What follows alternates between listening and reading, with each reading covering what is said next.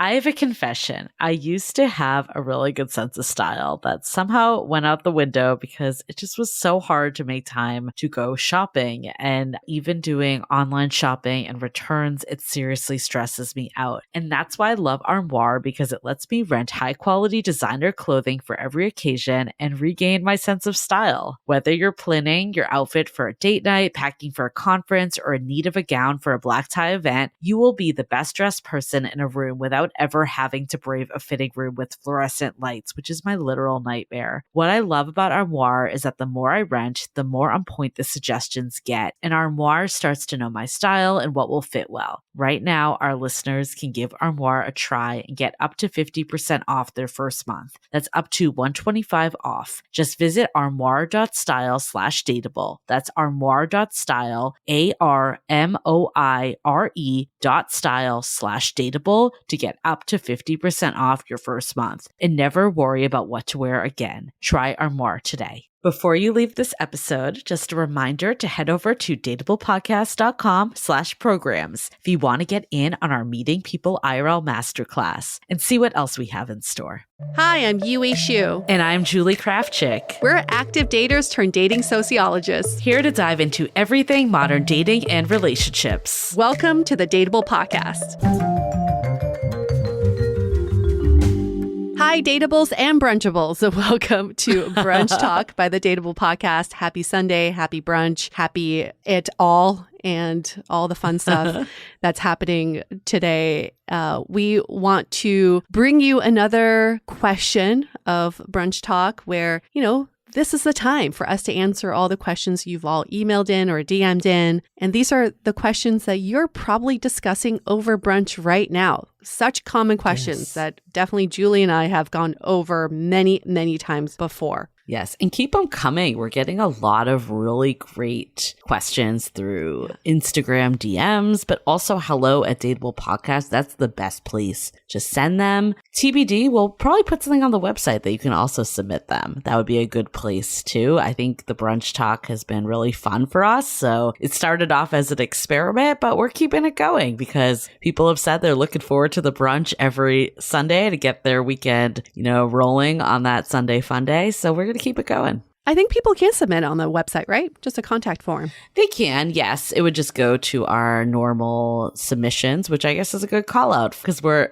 starting up season 15, which is nuts. Every time I hear the double-digit numbers, it always makes it feel crazy to me. But we're starting to recruit for that too. So while you're at it, either if you've got a story or you have a topic, you can just drop it in there. Yeah, people really love the not settling versus being too picky. Ooh, that was a big one. That was a great question. Yes, we love these. Like, how do you distinguish? I think this one that we have today also is very applicable to everyone. I think those are the ones that, seem to resonate because we've all been there at some time or another. So let's get to that question. This question is, how do I get over being rejected? I feel like I'm having a hard time keeping a positive mindset in dating when I keep getting rejected. Yeah. And to give more context, the listener that wrote in said, in the last week, I've gotten rejected 2 times. One was from someone that I had gone on a couple dates with, and it seemed like it was going really well. And then they reached out to tell me they decided to get back together with their ex. The other one was a person that I had met in a bar, and it seemed like they had everything I was looking for. We had a really great connection. We had a date set up for that coming Friday. And then when the date came, I never heard from them. When I reached out, they ghosted me at first. I kept reaching out, and they finally said they decided they're not interested. What gives? You've all heard the phrase, rejection is redirection, and it's easier said than done, but it's true. I don't love that we have this word rejection anyway, because most of the no's in life are redirecting you to the yes that's fitted and suitable for you. And in dating, not everyone's going to be your match. And 99% of people are not going to be your match. So rejection or the redirection is something expected. If you're getting the no's, that's a good thing. It means you're getting yourself out there. That's a great thing. And now you know what you like, what you don't like, and it helps you narrow down to the person who is right for you. So ultimately, rejection sucks because our ego's at stake, but redirection is the ultimate way to look at rejection, and it's just redirecting you to the right person. Yeah. I think the reality too is we don't know where anyone is in their dating journey. No. So the examples that this person submitted too, right, is this person decided to get back with their ex. That could have zero to do with you whatsoever. Totally. It's not because they went on a date with you and then decided their ex was a better fit. Or maybe they did, and that's okay too, because essentially like that isn't your person if they really believe someone else is a better fit for them. But there's a good chance that they just had all this stuff. And also if it's an ex, they've had years and years, even months of built up rapport where you're just not going to get that on 3 dates. So I think we need to stop taking it as personally, and then also feeling like this is a prospect as soon, because we just do not know where these people are at. Especially also in the example of someone that you met at a bar. I think a lot can change in the moment from when you're out. Maybe you're drinking, maybe you're like looser, and then they get home and they realize that like I don't know, like you don't know, like there's like there's so many things that could be going on. I think that's what makes it really dangerous when we get ahead of ourselves, and the reality is all we know is that they're so good on paper. We don't know if they're going to have good follow through. We don't know if they're compassionate. We don't know if they're honest. We don't know anything about this person that we met for what? I know at a bar, it's probably an hour max, if even. You're probably kind of coming in and out of this person, like a few minutes here, a few minutes there. All you got was physical connection is the truth of it. So I think first and foremost, we need to stop taking it personally, because little of the time does it actually have to do with something we're doing. It's either that we're just not compatible, which isn't a reflection of ourselves, or they have something else going on in their lives that we have no idea about. And it ultimately doesn't matter, right? Even if it's maybe they just like, okay, I decided that I'm not really into you. I'm not going to pursue you. That is okay. Why would you want to be with someone who doesn't want to pursue you? So there's no need to even force it. I get it. Rejection sucks because 1, it hurts our ego, and 2, it crushes this future dream that we've built after we meet someone. Oh my gosh, that we can't like do this and that together in my fantasy here. And that's the problem with modern dating, is that we create a world that does not exist when we meet someone. And then also our ego's always in the way. So that creates fear, that creates this, that's just hurt and the disappointment. But the faster we can shake it off and move on, the faster we can meet the people who are right for us. So think about it as rejection's almost like practice, like you're practicing for the sport of modern dating.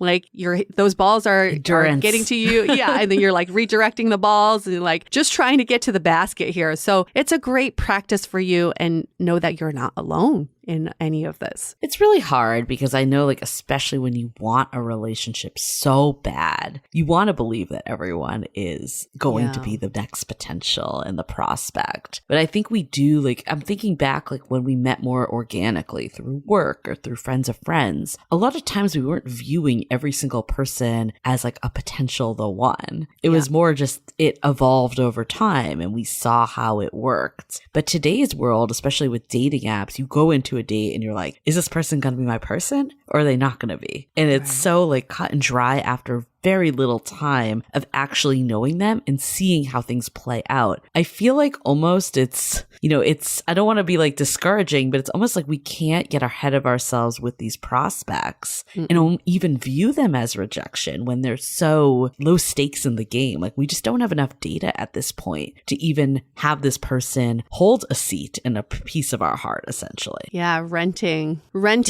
for free in your mind space. And I can look back, and I think everyone should do this exercise just for funsies, but look back to all the times that you were rejected that really hurt you or disappointed you, and then how that redirected you. I can pinpoint though that one rejection that really hurt. I've talked about him before, this New York guy that I was pining after for years, and ultimately he was like, I don't want to be with you. And that's what gave me the kick in the butt to like move. So I went to Beijing for 2 weeks, ended up staying for 2 years. It was absolutely life-changing. My life today would not be the same. And I have him to thank, because if he didn't do that, I would have stayed in New York, kept pining after him, had this life that I was not happy with. And he gave me that kick in the butt to change my life and to get in the driver's seat. So thank you for that rejection. And we can all look back to those winning moments of rejection. I love that. And on a recent episode we did with Katie Storino, she talked about this too.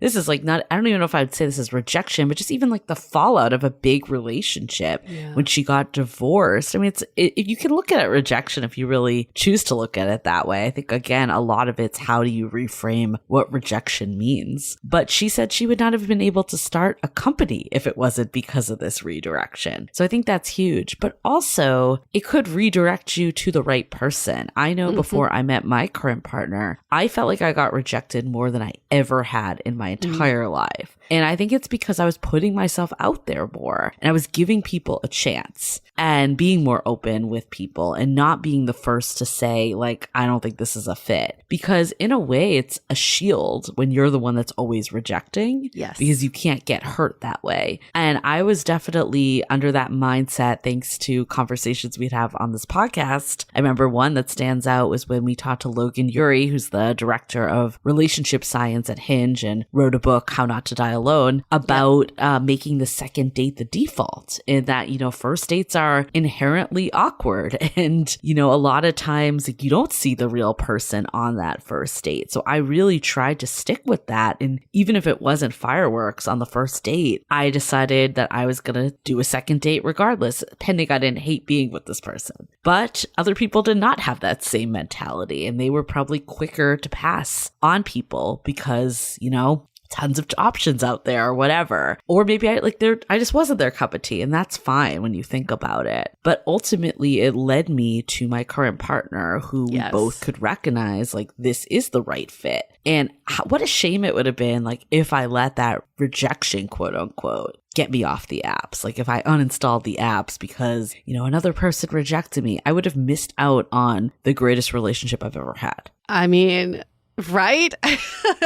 It's like hindsight is 2020, but you don't need to get to the hindsight part. You can just look at it from today. All good things happen on the other side of fear. And when we are uncomfortable getting out of our comfort zone and we're getting the no's, it just means the change is happening. It's a really good thing. Rejection. Yay, it's summer, my favorite season. And you know what can make summer even better? Via hemp products. Need to chill out after a long day in the sun? There's a Via gummy for that. Dealing with anxiety or stress with summer travels? There's a gummy for that. Want to set the mood in the bedroom? There's a gummy for that. And that is actually my favorite gummy from Via. I'm talking about their best-selling High Love Gummy, a unique blend of pleasure-enhancing cannabinoids, libido-strengthening herbs, and a medium dose of THC, all into one mind-blowing gummy that will awaken your senses, increase blood flow, and intensify any sexual experience. I know it's meant for sexy time, but here's a little trick for you. I actually just love taking it for some of my longer walks. It makes all my surroundings look, smell, and feel so nice. And if THC is not your thing, Via also offers a wide array of THC-free gummies. Whatever you want to be in the mood for, Via has something for you. If you're over 21 years of age, you can get 15% off plus a free pack of award-winning gummies with our exclusive code DATEABLE at viahemp.com. That's spelled VIIAHEMP.com. And don't forget to use the code DATEABLE to get 15% off and a free pack of their award-winning gummies. Hope you all are having the most magical summer, and you know what would make it even better? Some feel-good gummies from Via. Trusted by over 250,000 customers, Via's hemp products are the Swiss Army knife of wellness. Like, you need to chill out after a long day? Well, there's a Via gummy for that. Dealing with anxiety or stress? There's a gummy for that. Want to set the mood in the bedroom? Oh, there's definitely a gummy for that, because Via has developed a unique blend of pleasure-enhancing, libido-strengthening ingredients and a medium dose of THC all into one mind-blowing gummy called High Love, which is their best-selling gummy. It's also my go-to because it completely awakens my senses and increases blood flow, making me feel so darn good, either by myself or with a partner. If you're over 21, head to viahemp.com and use the code DATEABLE to receive 15% off. That's VIIA hemp.com and use the code DATEABLE, DATEABLE, at checkout. Please support our show and tell them we sent you. Take your passion and pleasure to a whole new level with High Love from Via Hemp. Therapy is something people use, and we've talked about it on previous episodes. Rejection therapy is when you go out and seek the no's. Go and ask for things expecting the no's, and you'd be surprised how it equips you with the armor to deal with rejection in the future. And one of my favorite people that I follow is Jia Jiang. He wrote a book about rejection therapy, and he went on this journey of just seeking the no's, and now he's created a whole business around it because he feels almost invincible, because it's like when you're not afraid of rejection, that's when you get the things that you truly want. I love that. And it's not just, rejection therapy for dating in this exercise, right? It's like asking for ridiculous things like a free drink or something that you just know you're not going to get. And maybe you'll pleasantly be surprised and you will get it. But you're kind of expecting that it won't happen, because why would someone just do this randomly? So I love this idea of taking rejection out of just dating and putting it in everyday life. Let's hold that thought for a quick message. Do scents evoke memories and transport you back to being on that amazing vacation again? To me, when I use Osea's Undaria algae body oil, I'm instantly on the beach in Greece again. With its all-natural, uplifting notes of mango, mandarin, grapefruit, lime, and cypress, it's hard not to be in a really good mood. But this body oil is so much more. It is clinically proven to instantly improve skin elasticity and deeply moisturize, leaving skin silky and soft. And you know how people covet that post-vacation glow? This is exactly what I achieved after using this body oil. It goes on so smooth and doesn't leave my skin oily or greasy. No wonder it's Osea's #1 best-selling product. Get healthy, glowing skin for summer with clean, vegan skin and body care from Osea. Get 10% off your first order site-wide with code DATEABLE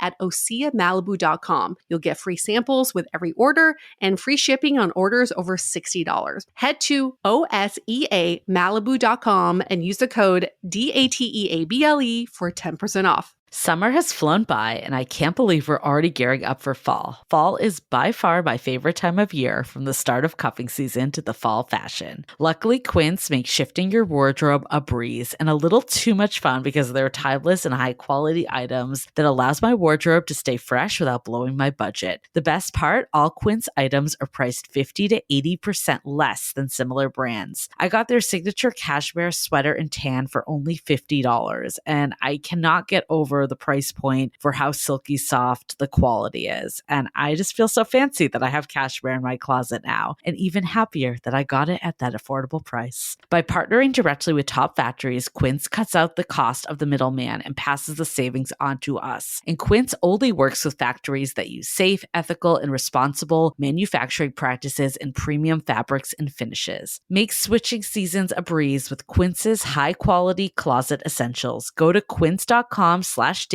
for free shipping on your order and 365-day returns. That's QUINCE.com/dateable to get free shipping and 365-day returns. Quince.com/dateable. And I think women, especially hetero women, have trouble with rejection because we've been told, like, we're not the ones that pursue. We're not the ones that go out and make the move. So I think when it already feels a little unnatural, and of course that's not today's world, like women are making the first moves, but we have years and years to catch up essentially to building the shield of armor that we kind of just don't give a fuck, right? Like we take it personally still because we're not prepared enough. This might be new to a lot of us, of putting ourselves out there or asking someone on a dating app if they want to meet up as the first move, or, you know, calling that person that you went on a date when you haven't heard back. All this is new. And I think the only way to get that armor and just keep going and that perseverance is to do it, right? Like the first couple times it's going to sting your ego. But if you never do it, you're never going to build that up.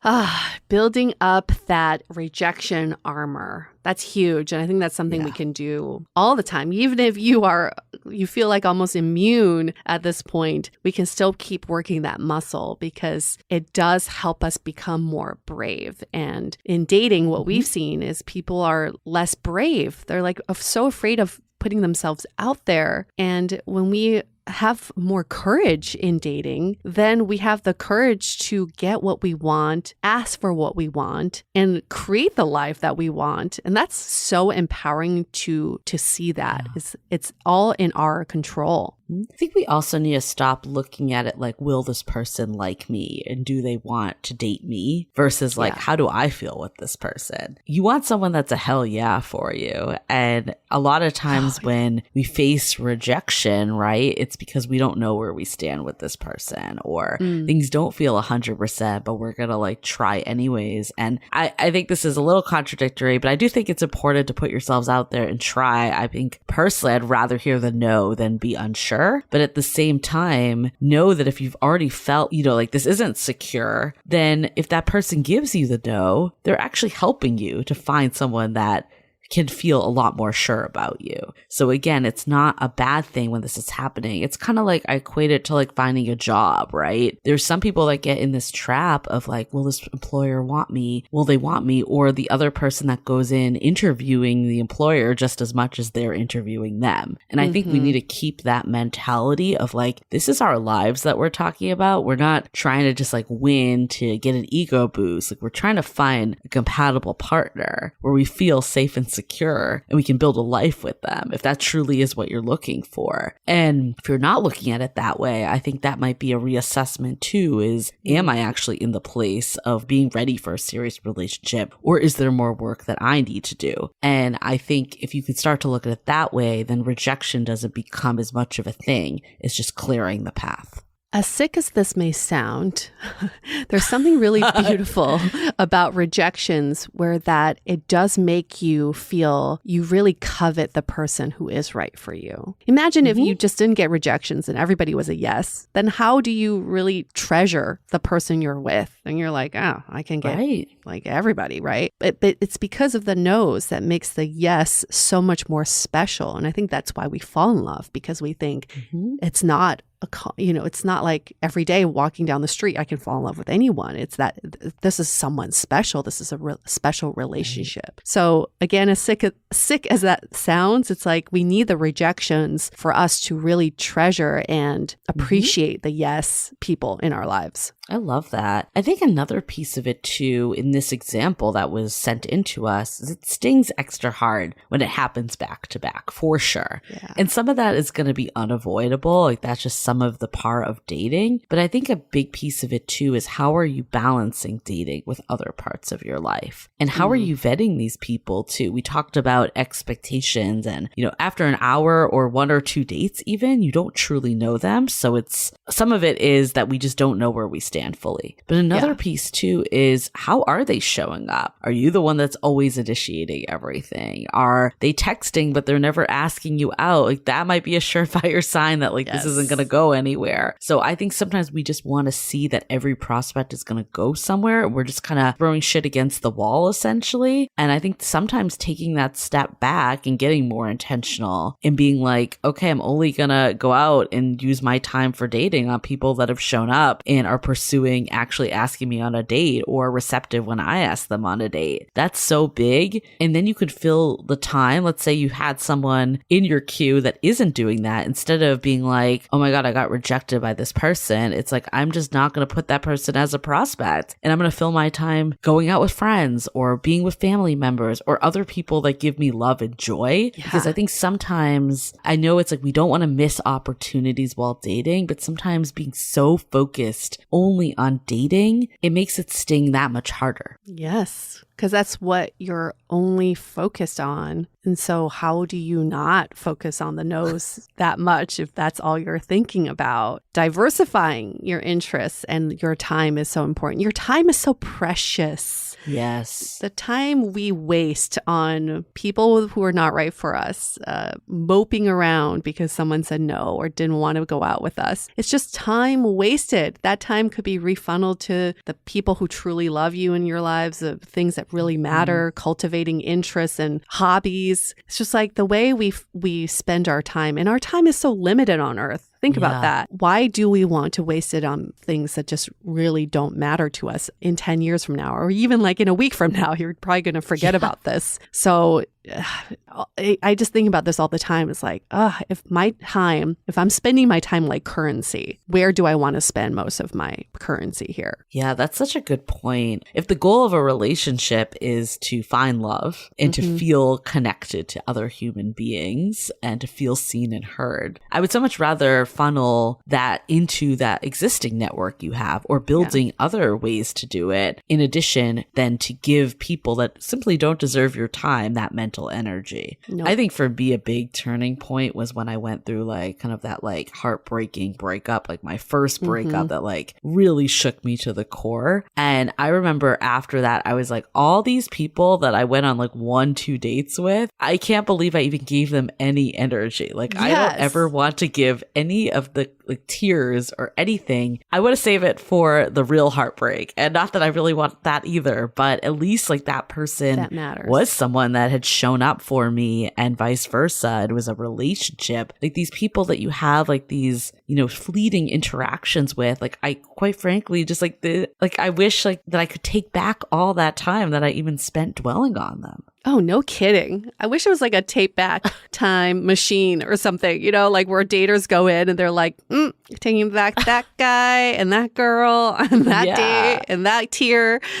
And then we can use all that time for future indulgences. But we can't do that. So when you rather just in the moment know that you don't want to do that in the future, thinking about taking back time so you can just manage your time better. Yeah. And I think sometimes it's unrealistic to not feel anything. So I do like the exercise of like time boxing of like, okay, for one day, I'm going to be disappointed. I'm going to like let myself feel what I need to feel. Yeah. But then after that, I'm going to, have this reality check of like, I didn't know this person very well, or, this just isn't the right fit for me. Like the better things are coming. I think the optimism is so important, and it can be really, really hard, especially if you've had these string of rejections. But like we were saying earlier, it'd be such a shame if you let these cut you off from something freaking amazing. Yeah. Okay, so to sum it up, rejection is redirection. That's a big one. I think the other piece is don't take things so personally. We just don't know where people are on their journey. And how do you build up that armor? Rejection therapy. Dating, so much of dating success is just keep going. Like, keep going. Like, again, we don't know why other people are on dating apps. Everyone has different reasons, every different life stages. Like, just getting frustrated and deleting apps or saying I'm taking a dating sabbatical or break from dating, all that's doing is cutting you off from someone great. Of course, if you need a rest, by all means, but if it's coming from a place of I'm frustrated, then how do you redirect that frustration into positivity any way you can? The no's are there to lead you to the yes. Just know that. It's a good motto. All right. That wraps up this episode of Brunch Talk.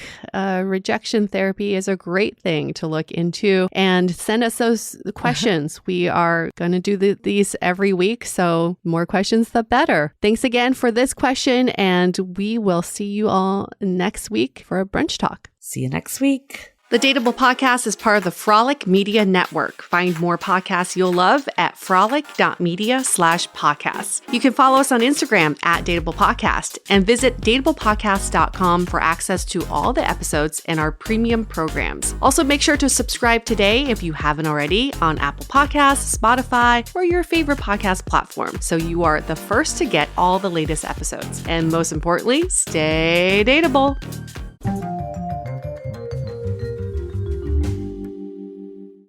Before you leave this episode, just a reminder to head over to dateablepodcast.com/programs if you want to get in on our Meeting People IRL Masterclass and see what else we have in store.